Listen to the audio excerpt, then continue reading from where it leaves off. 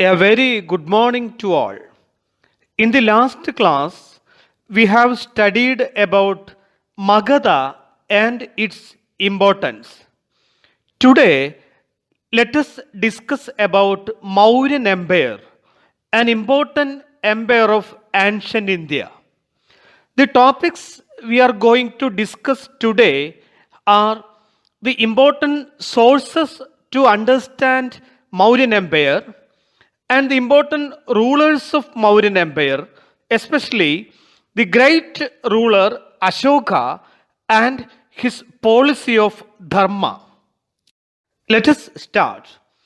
The 4th century BCE witnessed the establishment of an extensive empire under Chandragupta Maurya in Magadha.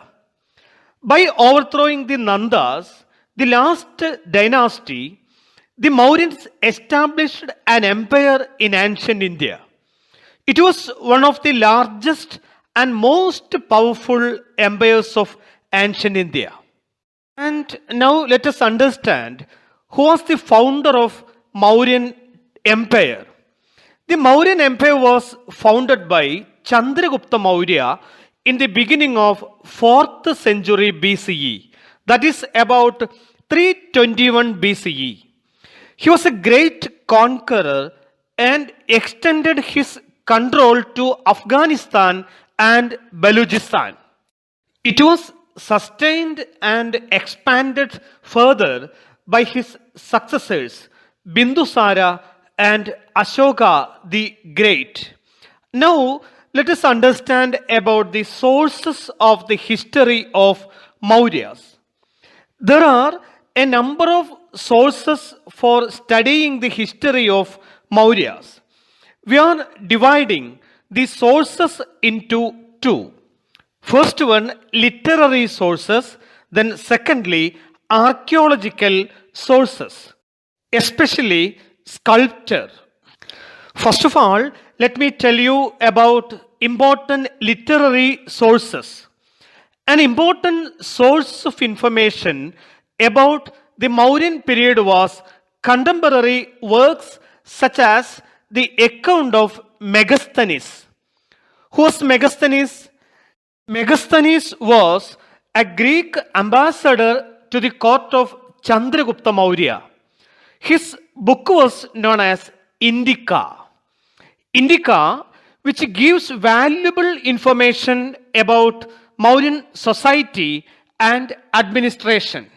So, the first valuable source to understand the Mauryan Empire is Indica of Megasthenes. Another important source of Mauryan history is Kaudilya's Arthashastra. Kaudilya is also known as Chanakya. Kaudilya traditionally believed to be the friend and the minister of Chandragupta Maurya.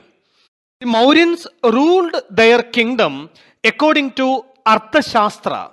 It was a contemporary work which gives detailed information about Mauryan administration.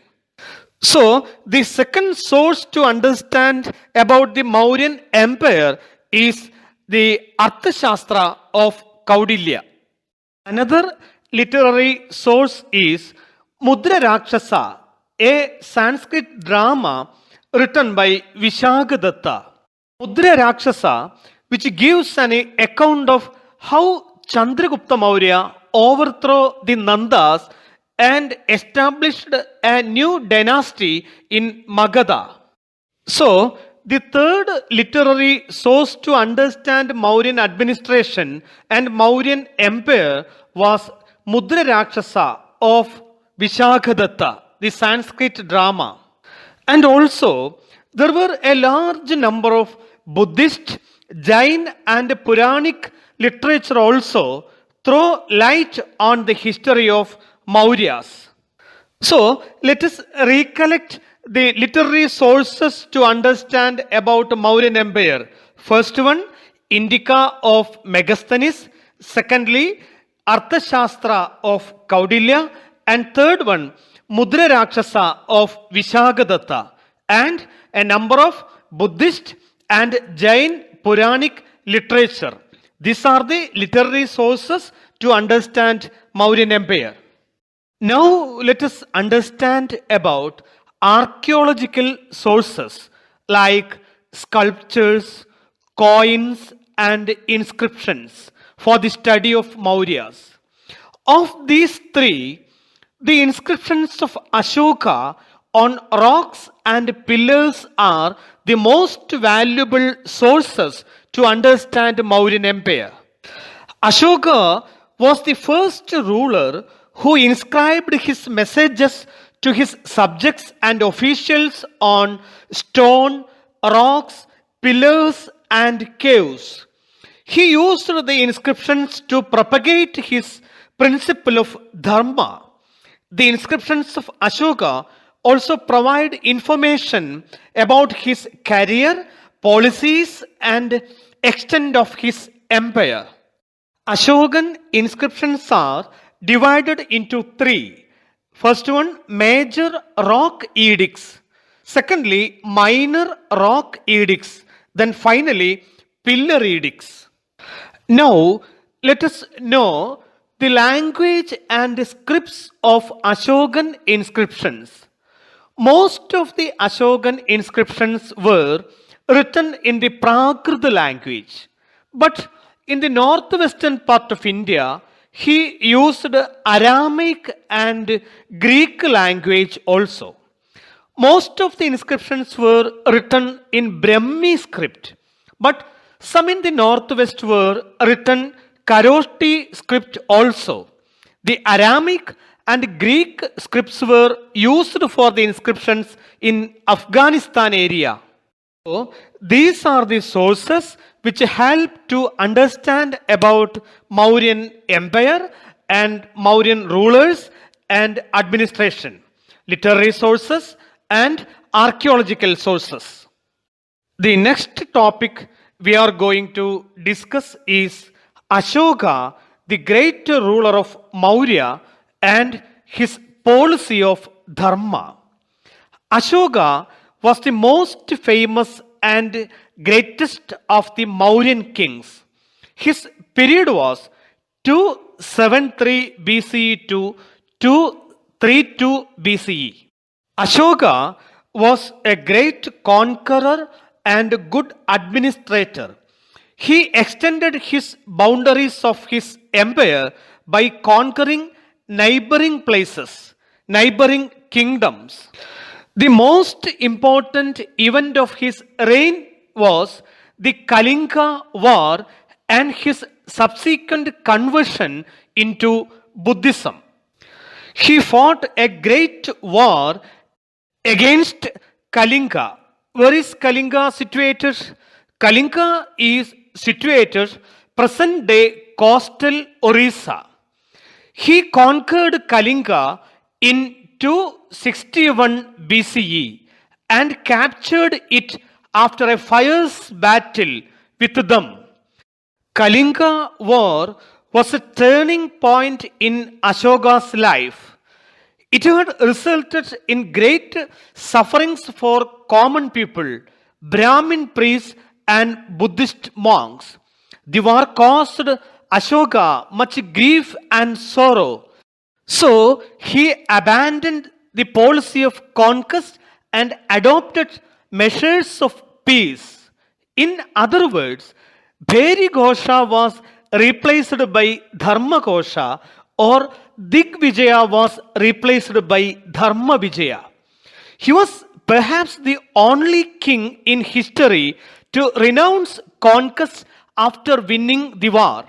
Ashoka became the follower of Buddhism as a result of the Kalinga War. And rest of his life, he propagated the principles of Buddha. Now, let us understand about the policy of Dhamma. Ashoka adopted a policy of Dhamma. The word Dhamma is the Prakrit form of the Sanskrit word Dharma. Ashoka's Dharma was not a religious faith or a practice. It was a way of life based on Buddhist principles. And understand what was the aim of this policy of Dhamma? It was initiated to eliminate social and religious tensions in the country and propagate or promote harmony and unity in the country among the various sections of the society. Dharma means the universal law or righteousness. Famous historian Nilakanta Shastri remarks that Ashoka's Dhamma is primarily ethical or social conduct.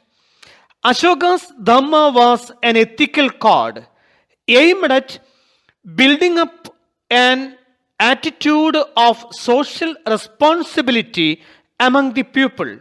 It was also a moral law and a code of conduct. It was primarily a moral and ethical code. Ashoka's policy of Dhamma laid stress on certain principles. Now let us understand the important principles propagated by Dhamma. Respect and obedience to parents, teachers, and elders. Then, generosity towards Brahmins, ascetics, and the poor and miserable. Treating slaves and servants kindly. Respect for religions and traditions of others. In this, we can understand the policy of toleration. Abstinence from the killing or injuring of living things. It shows the policy of ahimsa. Then the last one, maintenance of truthfulness, morality, and purity. He propagated his ideology through his edicts inscribed on rocks or monolithic pillars. The aim of the inscriptions is not political but religious and ethical. Most of Ashokan edicts were erected on trade routes, market centers, and highways. Ashoka also tried to hold his empire together by propagating Dhamma, the principles of which were simple and universally applicable. Special officers known as the Dhamma Mahamatras were appointed to spread the message of Dhamma. Besides, Ashoka engraved his views about Dhamma on rock edicts. The policy of Dhamma attained the position of a secular teaching. The efforts of Ashoka had its effects. After him, the Dhamma began to wane. Ashoka's over-anxiety for its acceptance also caused the disintegration of Dhamma. Now, let us conclude our today's class. We discussed a lot of things about Mauryas, the sources of the Mauryan Empire, and the great rulers of Mauryas, especially Ashoka the Great and his policy of Dhamma. Now let us wind up our class and we will meet in the next class. Thank you.